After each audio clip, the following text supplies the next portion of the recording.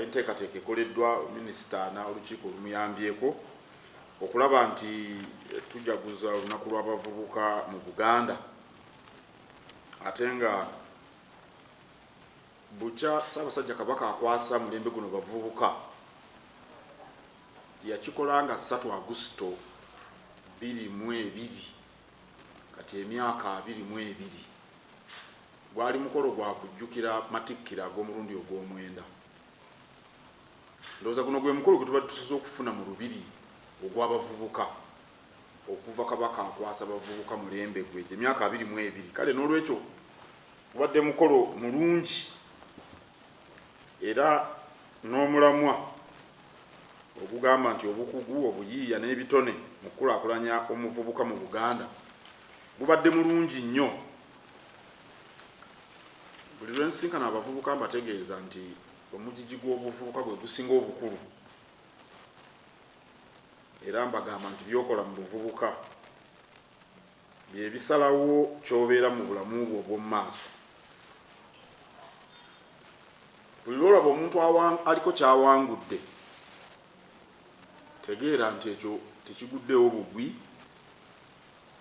Obuwanguzi teguba mukisa, omuwanguzi butuukibwako okusinziira bwe tweteekateeka, naddala nga tutandika okwetegeka mu myaka egy'obuvubuka. Era n'omukisa bwe guba ogw'okujja bujjira oyo yeetegese. N'olwekyo omulamwa kwe tutambulizza ebikujjuko by'olunaku lw'abavubuka mu mwaka guno gubadde mukulu nnyo kyenkanidde. Bwe tutunuulira ensonga y'obukugu, twagala okugamba buli muvubuka nti oyo anaawangula ateekwa okubaako ekintu kyakugukamu.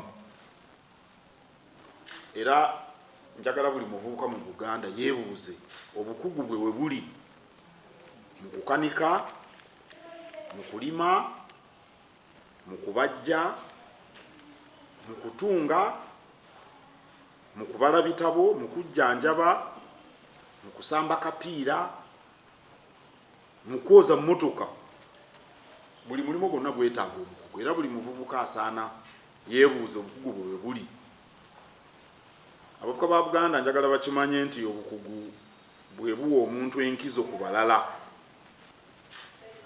Tulina abatunzi b'engoye bangi, naye oyo asobola okutungira gwe engoye ajja kubanga alina obukugu bw'atuuseeko, ng'engoye z'atunga by'ebipimo ebituufu, zikutuuka, zirabika bulungi.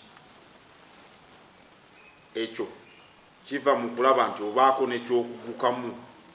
Nkubiriza abavubuka ba Buganda okubaako buli omu kyakugukamu. Era ne bwe muba mukola abavubuka buli kyokola kikozese bukugu, ng'emirimu mugikola bulungi, nga mugikola mu bwangu, nga muwuliziganya n'abo be muba mukolera. Abavubuka abakyali mu masomero n'amatendekero balina okufuba okufuna obukugu nga bassa omwoyo ku bye basoma, kubanga era ekitwala omuntu mu ssomero oba mu matendekero okufunayo bukugu, kubangulwa. Bwe tudda ku ludda olw'obuyiiya, ekyo kitegeeza okulaba ewali eddibu, omuvubuka n'ayiiya ekintu ekinaaliziba. Omuvubuka alaba eddibu n'ayiiya ekiriziba, yeezimba era azimba n'eggwanga. Ebyokulabirako bingi. Mu Kampala wano bwe twafuna omujjuzo ogw'abantu n'ebidduka, n'obawo abavubuka abayiiya okutuukirira abantu ab'enjawulo, bo ne babagendera mu butale ne mu madduka obbagulira ebintu, ne babibatuusaako mu maka gaabwe. Bo ng'oba bavuga pikipiki, waliwo n'abatambuza emmere, waliwo abasazi b'enviiri n'abakola ebyokwewunda eby'abakyala. Emyaka 10 emabega tewaaliwo nnyo basazi ba nviiri basanga bantu mu maka gaabwe. Era emyaka nga 10 bwe giti emabega si bakyala bangi abaakolwangako enviiri oba okubabyula nga babasanze waka. Naye omujjuzo gwaleetawo obwetaavu obw'abano abatuusa ku bantu obuweerezebwa okubasanga gye bali eddibu byaliwo mu buweereza. Awo nno obuyiiya kitegeeza okufuna ekirowoozo ky'oyinza okussa mu nkola, omulala n'akifunamu ate naawe n'obaako ky'ofuna. Nga bwe mbagambye, tugambe abasala enviiri ne batambula ne basanga abantu mu maka gaabwe, gwe enviiri ziba zikuzagala kuzisa, olina omuwa ensimbi ate omuwa nnyingiko kubanga alooneeza entambula, gwe naawe n'ofunamu okuyonja ate n'oli n'afunamu ku nsimbi. Waliwo n'ebintu ebirala bingi.